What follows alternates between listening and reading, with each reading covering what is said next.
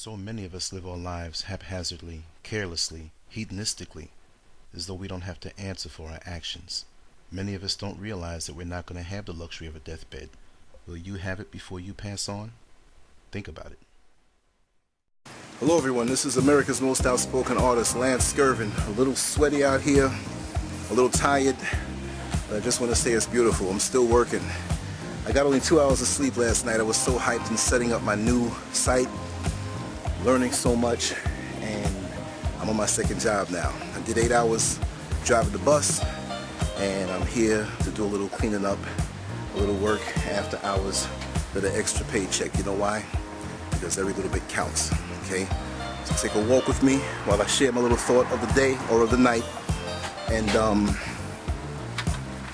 we can do this. Okay? There's a little empty garbage can I just finished dumping. Like I said, I put what I do into practice. There is, oh God, this thing broke. Or it popped off, excuse me. No work is too good to do. The minute you start to feel that way, that's the beginning of the end. All work is edifying. All work is good work in the eyes of God. Never forget that. There's some people who would say, well, I'll never do that type of work, or I'll never do that job. Well, if you see a person like that, you're looking at a person who loves to be hungry. You're looking at a person who loves to, I don't know. God wants to see that you're willing, ready, and able to do whatever it takes, as long as you're not hurting anyone, as long as you're not stealing from anyone, as long as you're not doing anything wrong, breaking any of the divine laws and commandments to make ends meet. And only then will he bless you. Sure, there are a lot of people out here who may seem like they don't deserve to have the things they have because they're involved in all types of activities, but like they say, and I'm going to say it here, karma's a bitch. They may enjoy a full life of the gains that come with fast money, but somehow, some way, they're going to pay for it. Somehow, some way. Let me put this thing back here.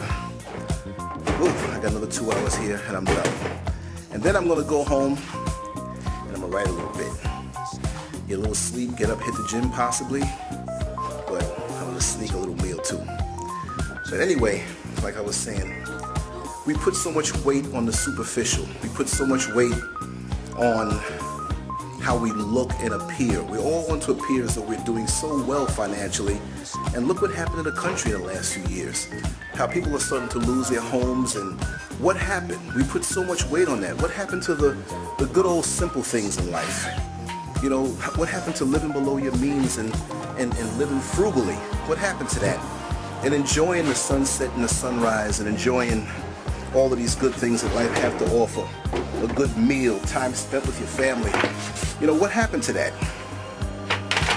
Our priorities are all screwed up. That's the problem. And many of us want to wear our wealth on our sleeve. We want to wear it on our sleeve and, you know, kind of front and act like, well, I have this car and I have this home. And we're so screwed up. You know, we don't know how to handle our debt. We spend money, we spend money, we spend money because our self-esteem is so low. We just want to make it seem like we just have it all together.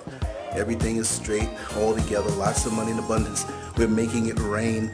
The real money people out there, they don't think like that. They don't live like that. You know, living your dream doesn't mean that you're going to waste all of this money and get rid of it like that haphazardly. When God blesses you with something, you're supposed to think about the generations that come behind you.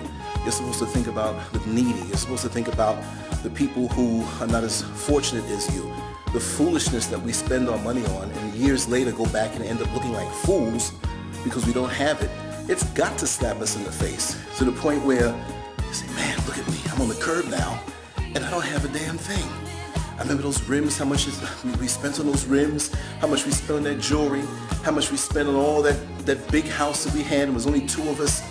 How much? How many shoes do you need on one pair of feet? God gave you a pair of feet. Why do you need 300 and 400 shoes? Why are we superficial? You call that living, and you don't get the wisdom that comes from living. We're living life, and we don't relate with each other. But how's the saying go? He who dies with the most toys wins. How sick that is.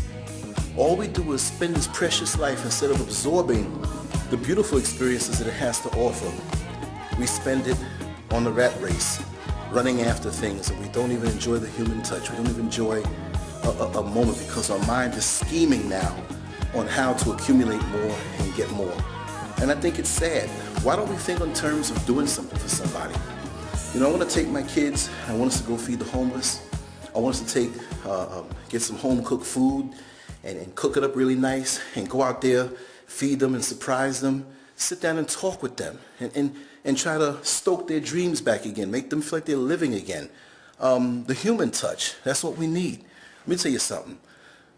When you're on your deathbed, if you have the luxury of a deathbed, which many of us, car crashes, drug overdoses, accidents, heart attacks, but if you have the luxury of being able to sit down with your family members and hold their hands and just tell them how much you love them, and for them to let you know how much they love you, what a beautiful thing if you lived a righteous life.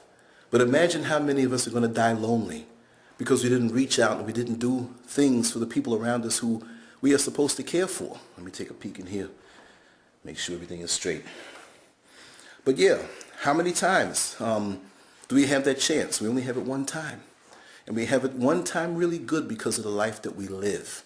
So make sure to live a life that you impress upon people the good things. You make them feel good. Because you know what? When you make somebody feel good, they never forget it. Also, when you make them feel bad, they never forget it either. You know, love is a motivating force. Fear is a motivating force. It's not from God. But love is the most powerful force in the universe. And this is why they say God is love.